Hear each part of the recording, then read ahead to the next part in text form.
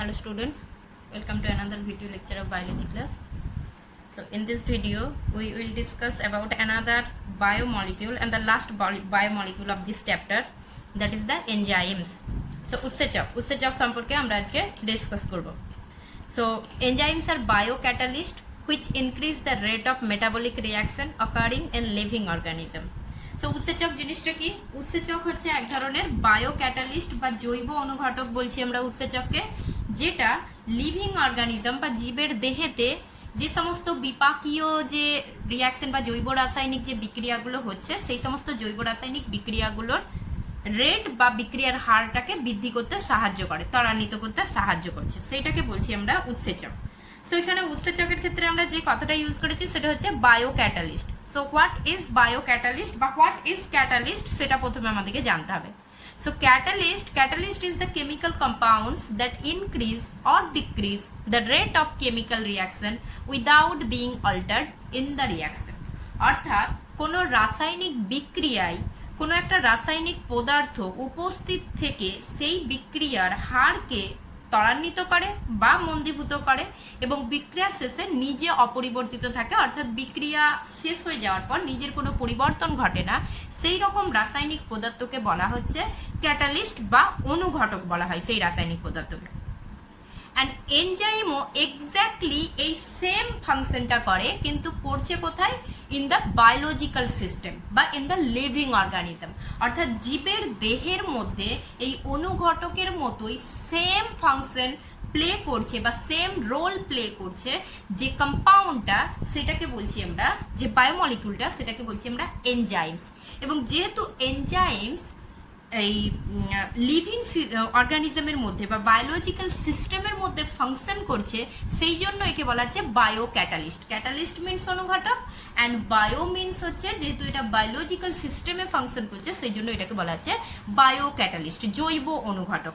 এবং রিয়াকশনটাকেও আমরা biochemical reaction এই কারণে বলছি কেননা কেমিক্যাল রিয়াকশনটা হচ্ছে কোথায়? Chemical reaction occurring in living organism বা অকারিং ইন বায়োলজিক্যাল সিস্টেম, অর্থাৎ যেই ধরনের রাসায়নিক বিক্রিয়া যেটা লিভিং অর্গানিজমের মধ্যে ঘটছে সেটাকে বলা হচ্ছে বায়োকেমিক্যাল রিয়াকশন.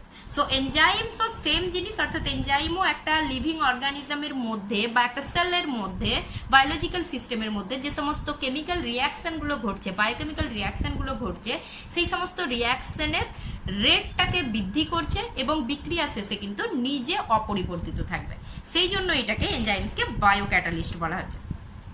আচ্ছা, এরপর এনজাইম এবং ক্যাটালিস্টের কিছু সিমিলারিটিস আর কিছু ডিসিমিলারিটিস সম্পর্কে আমাদেরকে জানতে হবে. সো ফার্স্ট আমরা সিমিলারিটি সম্পর্কে ডিসকাস করব. সিমিলারিটি হচ্ছে যেটা আমরা বলে এলাম এক্ষুনি, যে both increase the rate of chemical or biochemical reaction. অর্থাৎ অনুঘটক বা ক্যাটালিস্ট এবং এনজাইম দুজনেই কিন্তু কেমিক্যাল রিয়াকশন বা বায়োকেমিক্যাল রিয়াকশনের রেটটাকে বৃদ্ধি করছে, বিক্রিয়ার হারটাকে বৃদ্ধি করছে. এখানে এইটাকে কিন্তু আমরা একটা ডিফারেন্স হিসাবেও লিখতে পারি. অর্থাৎ ডিফারেন্স কিভাবে লিখব না, enzyme catalyse or enzyme increase the rate of biochemical reaction, তার মানে এনজাইম বায়োকেমিক্যাল রিয়াকশন বা জৈব রাসায়নিক বিক্রিয়ার হার বৃদ্ধি করে, and catalyst increase the rate of chemical reaction. Catalyst হচ্ছে রাসায়নিক বিক্রিয়ার হারকে বৃদ্ধি করে. সো এটা সিমিলারিটি অ্যান্ড ডিসিমিলারিটির মধ্যে আমরা রাখতে পারি. নেক্সট সিমিলারিটি যেটা আছে,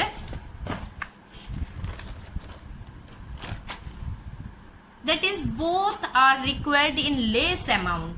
অর্থাৎ এরা বিক্রিয়াতে খুব কম পরিমাণে প্রয়োজন হয়, অর্থাৎ খুব কম পরিমাণে বা খুব কম ঘনত্ব থেকেই কিন্তু এরা এই কাজটা করে থাকে, বিক্রিয়ার রেটটাকে বাড়িয়ে থাকে. And both remain unchanged in reaction. Catalyst এবং যে এনজাইম দুজনেই কিন্তু রিয়াকশন শেষে অপরিবর্তিত থাকবে, এতে নিজের কোনো পরিবর্তন কিন্তু ঘটবে না. সো এইগুলো হচ্ছে সিমিলারিটিস.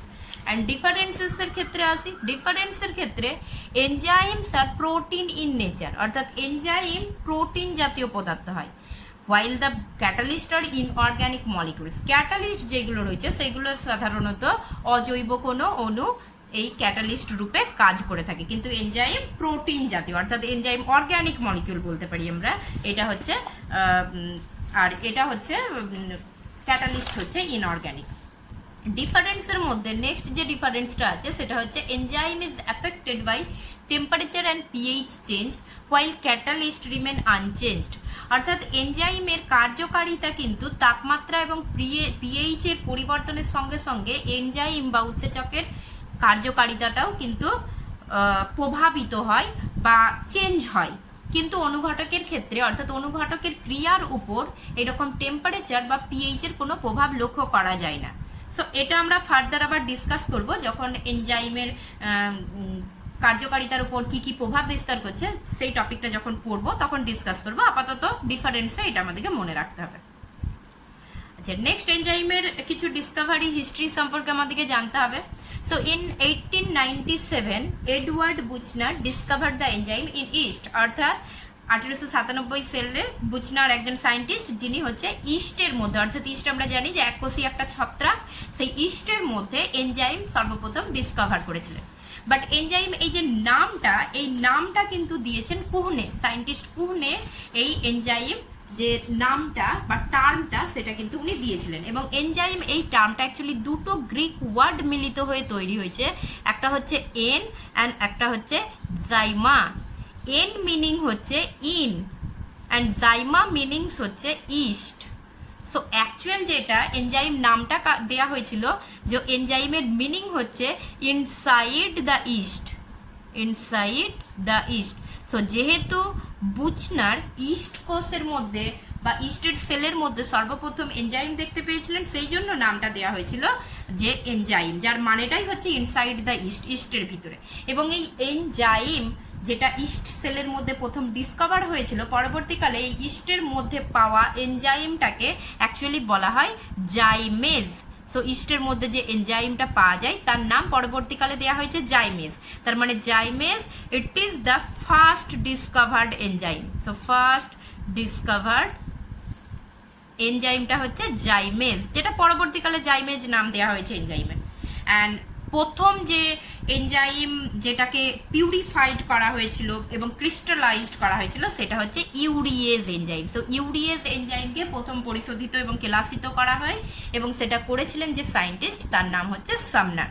তাহলে প্রথম ডিসকভার করেছেন এডওয়ার্ড বুচনার ইস্ট কোষের মধ্যে, এনজাইম নামটা দিয়েছেন কুহনে, এবং যেটা ফার্স্ট ডিসকভার যে এনজাইমটা ছিল সেটা হচ্ছে জাইমেজ, আর ইউরিয়েজ এনজাইমটাকে প্রথম ক্রিস্টালাইজড করেছিলেন Sumner. Next some characteristics of enzymes, অর্থাৎ কিছু জেনারেল ক্যারেক্টারিস্টিক্স। এনজাইম প্রচুর রয়েছে, প্রচুর আমাদের বিভিন্ন লিভিং অর্গানিজমের সেলে প্রচুর বিভিন্ন টাইপসের এনজাইম রয়েছে যারা বিভিন্ন টাইপসের রিয়াকশনকে ক্যাটালাইজ করে।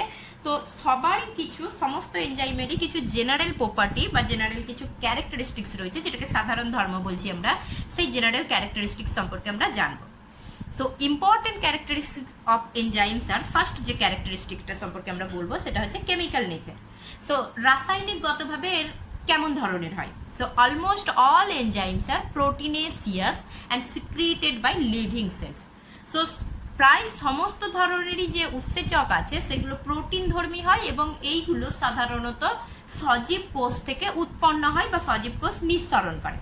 তো এখানে একটা কথা আমরা বলেছি অলমোস্ট অল, অলমোস্ট অল মানে প্রায় সমস্ত, তার মানে সব নয়, অর্থাৎ কিছু ব্যতিক্রম সেখানে থাকবে। তো সে ব্যতিক্রমগুলো কি? অর্থাৎ ম্যাক্সিমাম যে উৎসেচক বা এনজাইম তারা প্রোটিন জাতীয় হলেও কিছু উৎসেচক আছে যারা প্রোটিন ছাড়াও অন্য কোনো মলিকিউল দিয়ে তৈরি হচ্ছে। সেগুলো কি না, some nucleic acid such as RNA molecule act as enzyme. অর্থাৎ কিছু নিউক্লিক অ্যাসিড, মেনলি আরএনএ যেগুলো আছে, সে আরএনএ মলিকিউল, কিছু আরএনএ মলিকিউলও উৎসেচক রূপে কাজ করে থাকে। এটা অলরেডি আমরা পড়িয়ে এসেছি। রাইবোজাইম যেটা টেট্রাহাইমিনার ক্ষেত্রে, প্রোটোজয়া টেট্রাহাইমিনার ক্ষেত্রে দেখা গেছে সেচ অ্যাট অল ডিসকভার করেছিলেন। রাইবোনিউক্লিয়েজ পি যেটা অল্টম্যান ডিসকভার করেছিলেন। এবং এইগুলো এই আরএনএ মলিকিউল, তাহলে ম্যাক্সিমাম এনজাইম প্রোটিনেসিয়াস ইন নেচার হলেও সাম আরএনএ মলিকিউলও কিন্তু, কিছু আরএনএ মলিকিউলও উৎসেচক রূপে কাজ করে থাকে। সেই রকম কিছু এক্সাম্পল রাইবোজাইম, রাইবোনিউক্লিয়েজ পি, এইগুলো।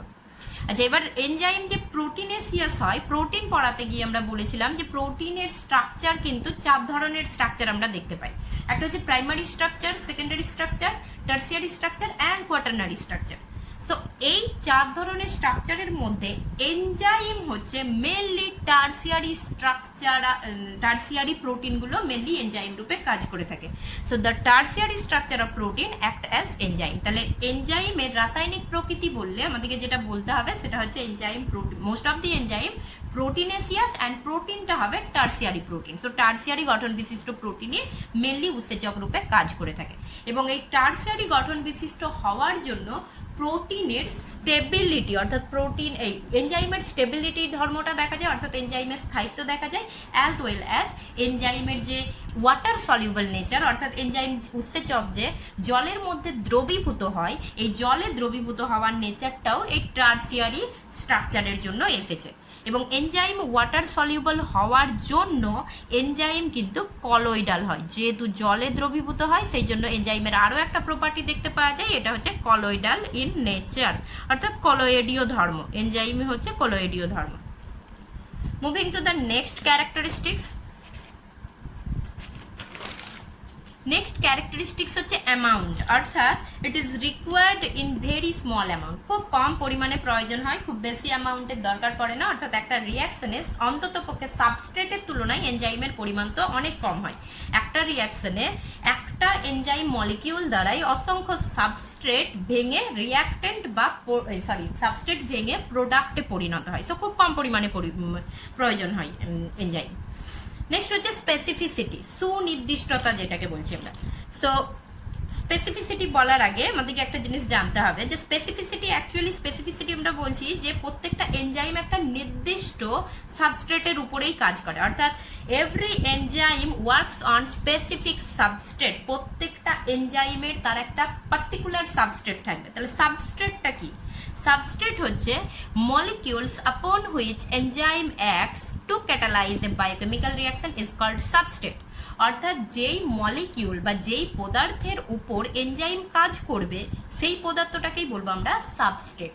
সো যেই পদার্থের উপর এনজাইম কাজ করছে সেটাকে বলা হচ্ছে সাবস্ট্রেট, এবং প্রত্যেকটা এনজাইমের তার নিজস্ব একটা নির্দিষ্ট সাবস্ট্রেট থাকে।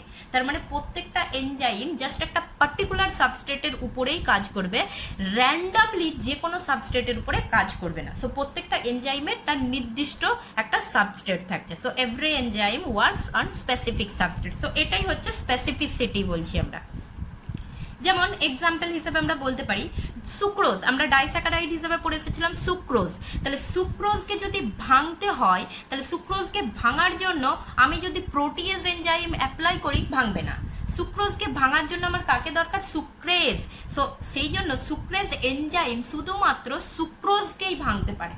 একইভাবে সুক্রেজ নিয়ে গিয়ে আমি যদি প্রোটিন ভাঙতে চাই, সুক্রেজ কিন্তু প্রোটিনকে ভাঙতে পারবে না, বা সুক্রেজ নিয়ে গিয়ে আমি যদি লিপিডকে ভাঙতে চাই তাহলে লিপিড ভাঙতে পারবে না। তার মানে সুক্রেজ এই যে এনজাইমটা, এই এনজাইমের পার্টিকুলার সাবস্ট্রেটটা হচ্ছে সুক্রোজ। একইভাবে লাইপেজ এনজাইমের পার্টিকুলার সাবস্ট্রেট হচ্ছে লিপিড। সো এইরকমই কিছু হচ্ছে এনজাইম রয়েছে যারা কিছু বলছি এরকম সমস্ত এনজাইম রয়েছে যারা নির্দিষ্ট সাবস্ট্রেটের উপরেই কাজ করবে, এর বাইরে কিন্তু কাজ করবে না। আচ্ছা, এই স্পেসিফিসিটিটা আসছে কোথা থেকে? অর্থাৎ এই যে এনজাইমের যে স্পেসিফিসিটি, অর্থাৎ নির্দিষ্ট সাবস্ট্রেটের উপরে কাজ করছে, আদার্স কারোর উপর কাজ করবে না, তার কারণ হচ্ছে the specificity of the enzyme is determined by the active site of the enzyme. এনজাইমের যে অ্যাক্টিভ সাইট থাকে বা সক্রিয় স্থান থাকে, সেই সক্রিয় স্থানটাই এই উৎসেচকের এই স্পেসিফিসিটি ক্যারেক্টারিস্টিকটাকে বা ধর্মটাকে নিয়ন্ত্রণ করে থাকে। সো এখানে আমরা অ্যাক্টিভ সাইট সম্পর্কে আমাদেরকে জানতে হবে। তাহলে what is active site of enzyme, যেটা অ্যাকচুয়ালি এই স্পেসিফিসিটিটাকে নিয়ন্ত্রণ করছে। সো অ্যাক্টিভ সাইট হচ্ছে the specific site on the enzyme which is made up of specific sequence of amino acids on which substrates can bind is called active site. খুব simple ভাবে যদি আমরা বলি যে এনজাইমের যেই অঞ্চলটাই বা যেই স্থানটাই সাবস্ট্রেট যুক্ত হতে পারে সেটাই হচ্ছে এনজাইমের সক্রিয় স্থান বা অ্যাক্টিভ সাইট বলছি। অর্থাৎ এনজাইমের যেই অঞ্চলে বা যেই স্থানে সাবস্ট্রেট যুক্ত হবে সেই অঞ্চলটাকেই বলবো আমরা এনজাইমের অ্যাক্টিভ সাইট বা অ্যাক্টিভ স্পটও বলা হয়, অ্যাক্টিভ সাইট বা অ্যাক্টিভ স্পটও বলা হয়। এবং এই যে অঞ্চলটা অ্যাক্টিভ সাইট যে অঞ্চলটা, এই অ্যাক্টিভ সাইট অঞ্চলটা actually made up of specific sequence of amino acid. তার মানে এই অ্যাক্টিভ অঞ্চলে, এনজাইমের অ্যাক্টিভ অঞ্চলে কিছু নির্দিষ্ট সংখ্যক কিছু বা নির্দিষ্ট ধরনের কিছু এনজাইম দ্বারা গঠিত, অ্যামাইনো অ্যাসিড দ্বারা গঠিত হয়। সো যেহেতু এটা proteinaceous in nature, obviously amino acid থাকবে এবং যেই স্থানটায় সাবস্ট্রেট যুক্ত হবে সেই স্থানটায় কিছু নির্দিষ্ট কিছু অ্যামাইনো অ্যাসিড যুক্ত হবে। সো এই active site possess specific shape that fit with specific substrate. এবং অ্যাক্টিভ সাইটটা এমন ধরনের হয়, এর আকৃতিটা এমন ধরনের হয় যে যাতে করে এটা একটা নির্দিষ্ট অ্যামাইনো অ্যাসিডকেই নির্দিষ্ট একটা সাবস্ট্রেটকেই যুক্ত করতে পারে। সো এখানে যদি আমরা একটা এক্সাম্পল দেখাই, সো এটা যদি একটা হচ্ছে প্রাইমারি স্ট্রাকচার গঠন বিশিষ্ট একটা যদি প্রোটিন হয়, সো এখানে কি থাকবে, অ্যামাইনো অ্যাসিড থাকবে, এরকম ধরনের একটা লিনিয়ার প্রোটিন রয়েছে। অ্যান্ড উৎসেচক আমরা প্রথমেই বলে এলাম it is tertiary structure. So এরকম ধরনের প্রোটিন, প্রাইমারি স্ট্রাকচারের প্রোটিনটা কি হচ্ছে, টার্সিয়ারি স্ট্রাকচার যখন গঠন করে তখন কি করে, এরকম ধরনের নিজেদের মধ্যে ফোল্ডিং হয়ে যায়, অর্থাৎ এরকম প্রচুর পরিমাণে ফোল্ডেড হয়ে একটা 3 ডাইমেনশনাল স্ট্রাকচার তৈরি করছে। অ্যান্ড এই যে স্ট্রাকচারটা দেখতে পাচ্ছি আমরা এইখানটায়, এই যে একটা ক্রেভিস বা পকেট মতো তৈরি হয়েছে, অর্থাৎ এই জায়গাটাকেই বলছি আমরা অ্যাক্টিভ সাইট। অর্থাৎ এইরকমভাবে যখন টার্সিয়ারি প্রোটিন তৈরি করছে তখন সেই টার্সিয়ারি প্রোটিন তৈরি করার সময় এইরকম ধরনের যে একটা পকেট মতো বা একটা নির্দিষ্ট একটা গঠন দেখতে পাচ্ছি এখানে, এইটাই হচ্ছে অ্যাক্টিভ সাইট তৈরি করে। এবং এই অ্যাক্টিভ সাইটগুলোর মধ্যে এগুলো নির্দিষ্ট সংখ্যক বা নির্দিষ্ট ধরনের কিছু অ্যামাইনো অ্যাসিড থাকে এবং এই নির্দিষ্ট ধরনের অ্যামাইনো অ্যাসিডগুলোর সঙ্গে সাবস্ট্রেট মলিকিউল একটা টেম্পোরারি বন্ড, উইক বন্ড তৈরি করে। তার মানে একটা সাবস্ট্রেট যদি এখানে আমি অ্যাড করি, এই জায়গায় যদি একটা এইরকম ধরনের সাবস্ট্রেট অ্যাড করি, সেই সাবস্ট্রেটটা এই অ্যামাইনো অ্যাসিডের সঙ্গে একটা টেম্পোরারি বন্ড ফরমেশন করে যুক্ত হতে পারে।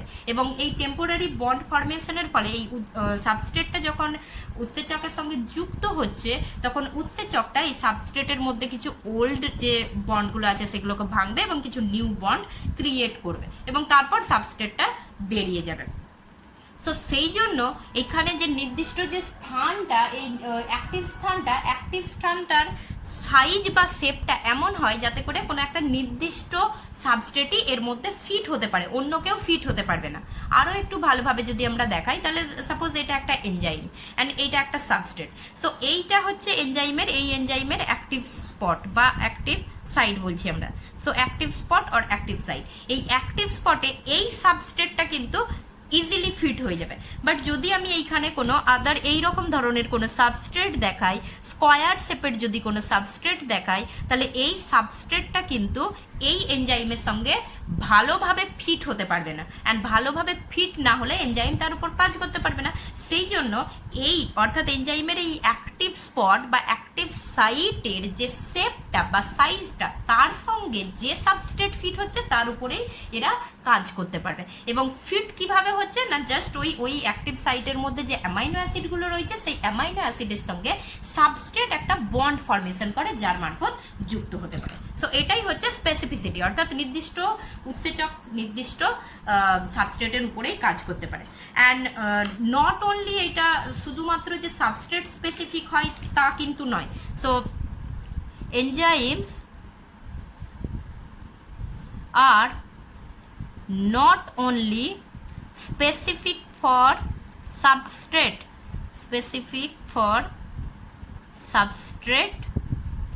but also specific for reaction, অর্থাৎ কি ধরনের রিয়াকশনকে ক্যাটালাইজ করবে তার জন্যও কিন্তু এরা স্পেসিফিক হয়। যেমন আমি অ্যামাইলেজ যদি বলি, সো অ্যামাইলেজ এই উৎসেচকটা যে রিয়াকশনটাকে ক্যাটালাইজ করবে সেটা হচ্ছে ডাইজেশন অফ স্টার্চ। অর্থাৎ অ্যামাইলেজ কিন্তু শুধুমাত্র স্টার্চের ডাইজেশনই করতে পারবে, স্টার্চের অন্য কোনো রিয়াকশন ক্যাটালাইজ করতে পারবে না। সো শুধুমাত্র যে উৎসেচক যে স্পেসিফিক সাবস্ট্রেটের জন্য স্পেসিফিক হয় তা নয়, রিয়াকশনের জন্যও স্পেসিফিক হয়। অর্থাৎ প্রত্যেকটা উৎসেচক একটা নির্দিষ্ট ধরনের রিয়াকশন বা বিক্রিয়াকে ক্যাটালাইজ করতে পারে, এর বাইরে কাজ করতে পারবে না। নেক্সট ক্যারেক্টারের দিকে যাই আমরা। তো এনজাইমের যে next character that is remain unaffected, অনেকবার ধরে আমরা বলছি, ডেফিনেশনেও এটা বলে এসেছি। So enzymes are not consumed during the biochemical reaction and can be used again and again. তার মানে উৎসেচক জৈব রাসায়নিক বিক্রিয়ায় নিঃশেষ হয়ে যায় না, বা বিক্রিয়া শেষে সিম্পলি আমরা বলতে পারি যে বিক্রিয়া শেষে এটা অপরিবর্তিত থাকতে পারে। সো উৎসেচক যখন, যদি আমি উৎসেচককে ই দিয়ে দেখাই, সো উৎসেচকের সঙ্গে কি হচ্ছে, সাবস্ট্রেট যুক্ত হচ্ছে। যখন কোনো রিয়াকশন হচ্ছে উৎসেচকের সঙ্গে বা এনজাইমের সঙ্গে সাবস্ট্রেট যুক্ত হচ্ছে, সাবস্ট্রেট যুক্ত হয়ে একটা টেম্পোরারি ইএস কমপ্লেক্স তৈরি করছে, মানে উৎসেচক এই এনজাইম অ্যান্ড সাবস্ট্রেট কমপ্লেক্স তৈরি হচ্ছে। অর্থাৎ এই যখন সাবস্ট্রেট যখন এনজাইমের অ্যাক্টিভ সাইটে যুক্ত হচ্ছে তখন সেটাকে বলছি আমি ইএস কমপ্লেক্স। এরপর এনজাইম ওর উপরে কাজ করবে, এনজাইম এরপর সাবস্ট্রেটের মধ্যে কিছু ওল্ড বন্ড, সাবস্ট্রেটের যে ওল্ড বন্ডগুলো রয়েছে সেগুলোকে ভাঙছে এবং ওর মধ্যে কিছু নিউ বন্ড তৈরি করবে। সো ফলে সাবস্ট্রেটটা কনভার্ট হয়ে যাবে বা পরিবর্তিত হয়ে যাবে কিসে, প্রোডাক্টে, এবং প্রোডাক্টটাও এই এনজাইমের সঙ্গে যুক্ত থাকবে, যেটাকে আমরা ইপি বলছি। অ্যান্ড এই ইপি থেকে এরপর কি হচ্ছে, এনজাইম অ্যান্ড প্রোডাক্ট পৃথক হয়ে যাচ্ছে। অর্থাৎ যুক্ত অবস্থায় ছিল, প্রোডাক্ট তৈরি হয়ে যাওয়ার পর পৃথক হয়ে গেল। অর্থাৎ প্রোডাক্ট কোথা থেকে তৈরি হলো, সাবস্ট্রেট থেকে। অর্থাৎ তার মানে যে রিয়াকশনটা চলছিল সেই রিয়াকশনের সাবস্ট্রেট পরিবর্তিত হয়ে গেল, সাবস্ট্রেট চেঞ্জ হয়ে গেল, সাবস্ট্রেট চেঞ্জ হয়ে গিয়ে কি তৈরি হয়ে গেল, প্রোডাক্ট তৈরি হয়ে গেল। বাট যে এনজাইম যেটা ছিল, এনজাইম কিন্তু আনচেঞ্জড কন্ডিশনে থেকে যাচ্ছে। অর্থাৎ এনজাইমের কিন্তু কোনো পরিবর্তন ঘটছে না। এই এনজাইমটা আগেন কোনো নিউ সাবস্ট্রেটের সঙ্গে যুক্ত হবে। সো এই এনজাইম আগেন নিউ সাবস্ট্রেটের সঙ্গে যুক্ত হবে এবং একইভাবে রিয়াকশন চালিয়ে যাবে। সো একইভাবে সাইকেলটা কন্টিনিউ হবে। অর্থাৎ বায়োকেমিক্যাল রিয়াকশনে সেই জন্য কি হচ্ছে, এনজাইম কিন্তু কমপ্লিটলি আনচেঞ্জড কন্ডিশনে বা কমপ্লিটলি আনঅল্টার্ড কন্ডিশনে পাওয়া যাচ্ছে।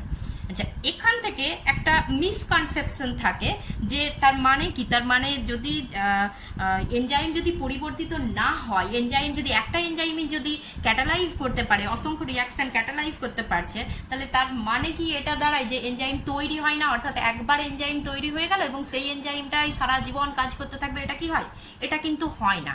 তার কারণ হচ্ছে যে এনজাইম রিয়াকশনে অপরিবর্তিত থাকলেও কিছু কিছু ফ্যাক্টরস থাকে যার দ্বারা এনজাইম নষ্ট হতে পারে।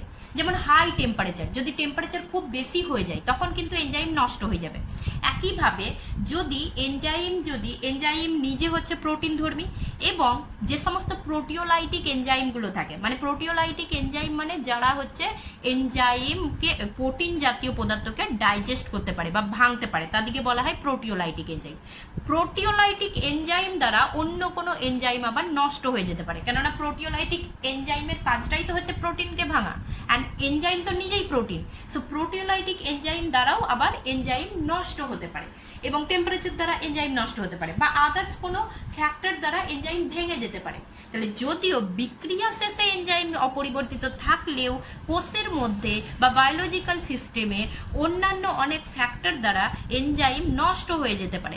সেই জন্য সেই যে নষ্ট হয়ে যাচ্ছে সেগুলোকে কম্পেনসেট করার জন্য বা সেই অ্যামাউন্টটাকে ফিল আপ করার জন্য লিভিং সেল কিন্তু অনবরত এনজাইম তৈরি করতে থাকে। সো লিভিং সেল অনবরত সেই জন্য এনজাইম তৈরি করতে থাকে। সো আনচেঞ্জড রয়েছে বা অপরিবর্তনীয় রয়েছে, মানে সেটা বায়োকেমিক্যাল রিয়াকশনে অপরিবর্তনীয় অবস্থায় থাকছে, বাট এটা কিন্তু অন্য কোনো ফ্যাক্টর দ্বারা নষ্ট হতে পারে। নেক্সট ক্যারেক্টার হচ্ছে সেন্সিটিভিটি। সেন্সিটিভিটিটা কি না, enzymes are sensitive to the changing of temperature and pH. অর্থাৎ উৎসেচকের ক্রিয়াটা তাপমাত্রা ও পিএইচ দ্বারা প্রভাবিত হয়। এটা আমরা বললাম যে এটা আমরা পরে ডিটেলসে ডিসকাস করবো, সো আপাতত এটা একটু ক্যারেক্টারিস্টিক্স হিসেবে মনে রাখবো। নেক্সট মোস্ট ইম্পর্টেন্ট যে characteristics of enzyme, that is the lower the activation energy. Enzyme activation এনার্জিকে কম করে বা অ্যাক্টিভেশন এনার্জি কমিয়ে দিয়ে সাহায্য করছে। এবার অ্যাক্টিভেশন এনার্জিটা কি অ্যাকচুয়ালি, সো এখানে যেটা আমরা বলেছি, enzymes increase the speed of reaction by decreasing or lowering the activation energy. অর্থাৎ এই যে আমরা বারবার বলছি যে এনজাইম বিক্রিয়ার গতিকে বাড়াচ্ছে, বিক্রিয়ার হারকে বাড়াচ্ছে। সো এই বিক্রিয়ার হারটাকে অ্যাকচুয়ালি বাড়াচ্ছে কিভাবে না, অ্যাক্টিভেশন যে এনার্জিটা, সেই অ্যাক্টিভেশন এনার্জিটাকে কমিয়ে দেয়, যার ফলে বিক্রিয়ার গতিটা বেড়ে যায়। এবার অ্যাক্টিভেশন এনার্জিটা কি না, activation energy is the minimum amount of energy required to start a biochemical reaction. অর্থাৎ একটা জৈব রাসায়নিক বিক্রিয়া শুরু করতে গেলে ন্যূনতম যে শক্তির প্রয়োজন হয় সেইটাকেই বলা হচ্ছে অ্যাক্টিভেশন এনার্জি। অর্থাৎ যে একটা বিক্রিয়া যখন আমি স্টার্ট করছি, রিয়াকশন যখন স্টার্ট হচ্ছে, সেই রিয়াকশনটা স্টার্ট হতে গেলে some amount of energy is required. So some amount of energy is required. এই এনার্জিটা কেন দরকার পড়ে, কিছুটা শক্তির পরিমাণ কেন দরকার পড়ছে না, রিকোয়ার্ড হচ্ছে যে সাবস্ট্রেটের মধ্যে বন্ড ভাঙার জন্য, অর্থাৎ সাবস্ট্রেটটাই পরিবর্তিত হয়ে তবে প্রোডাক্টে পরিণত হবে। সো সাবস্ট্রেটের যে বন্ডটা ভাঙার জন্য ব্রেকিং অফ বন্ড, সাবস্ট্রেটের মধ্যে যে পুরনো বন্ডগুলো রয়েছে সেই পুরনো বন্ডগুলোকে ভাঙার জন্যই একটা এনার্জির দরকার পড়ে, একটা সার্টেন অ্যামাউন্ট অফ এনার্জির দরকার পড়ে। এবার এই যে সার্টেন অ্যামাউন্ট অফ এনার্জি যেটা, সেটা এনজাইমের উপস্থিতিতে এনজাইম যেটা করে যে এই এনার্জির পরিমাণটা কমিয়ে দেয়। অর্থাৎ একটা রিয়াকশন, সাপোজ একটা রিয়াকশন স্টার্ট হতে যদি 36 কিলো জুল হচ্ছে লাগছে, শক্তি লাগছে, সেটা এনজাইমের অনুপস্থিতিতে, কিন্তু এনজাইম যদি থাকে তাহলে সেটা হয়তো 1 কিলো জুল মোলে হচ্ছে রিয়াকশনটা কমপ্লিট হয়ে যাবে। সো এখানে সিম্পলি জাস্ট এনজাইম কিন্তু কোনো রিয়াকশনকে স্টার্ট করে না, বা এনজাইম কিচ্ছু করছে না, জাস্ট কি করছে না এখানে অ্যাক্টিভেশন এনার্জিটাকে কমিয়ে দিচ্ছে, যার ফলে এনার্জি এই যে রিয়াকশনের যে স্পিডটা সেটা অনেক বেড়ে যাচ্ছে। তো এখানে একটা আমরা এক্সাম্পল দেখাচ্ছি, যে এক্সাম্পল তার মান, আচ্ছা এখানে আরেকটা কথা আমি বলি, তার মানে হচ্ছে এটা যে এনজাইম না থাকলেও কিন্তু রিয়াকশন হয়ে যাবে। অর্থাৎ এনজাইম না থাকলে যে রিয়াকশন হবে না সেটা কিন্তু নয়, এনজাইম না থাকলেও বায়োকেমিক্যাল রিয়াকশন ঘটবে, কিন্তু সেই রিয়াকশনটা ঘটতে অনেক বেশি শক্তির প্রয়োজন হবে এবং অনেক বেশি সময়ের প্রয়োজন হবে। তো যেমন আমরা যে খাদ্য গ্রহণ করছি, খাদ্যটা কি হয়ে যাচ্ছে, ডাইজেস্ট হয়ে যাচ্ছে। অর্থাৎ সাপোজ আমরা দুপুরে খাদ্য গ্রহণ করলাম, সন্ধ্যার সময় আমাদেরকে আবার খিদে পেয়ে যাচ্ছে। কেন পাচ্ছে? তার কারণ আমরা যে ফুডটা ইনজেস্ট করেছি সেই ফুডটা ডাইজেস্ট হয়ে গেছে। অ্যান্ড এই ডাইজেশনে কে সাহায্য করছে? এনজাইম। এনজাইম আছে বলে আমাদের বডিতে খুব তাড়াতাড়ি এটা ডাইজেস্ট হয়ে যাচ্ছে।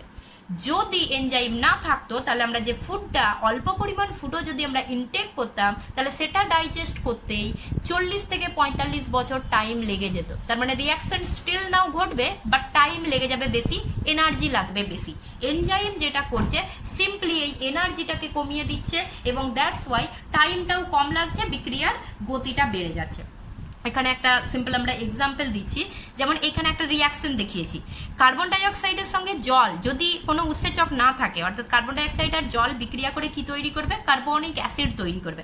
এবং উইদাউট এনি এনজাইম এখানে 200 মলিকিউলস কার্বনিক অ্যাসিড তৈরি হবে পার আওয়ার, অর্থাৎ 1 ঘন্টায় 200 মলিকিউল কার্বনিক অ্যাসিড তৈরি হবে কার্বন ডাইঅক্সাইড এবং জলের বিক্রিয়ায়, উইদাউট এনি এনজাইম, যদি এনজাইম না থাকে, ইন অ্যাবসেন্স অফ এনজাইম।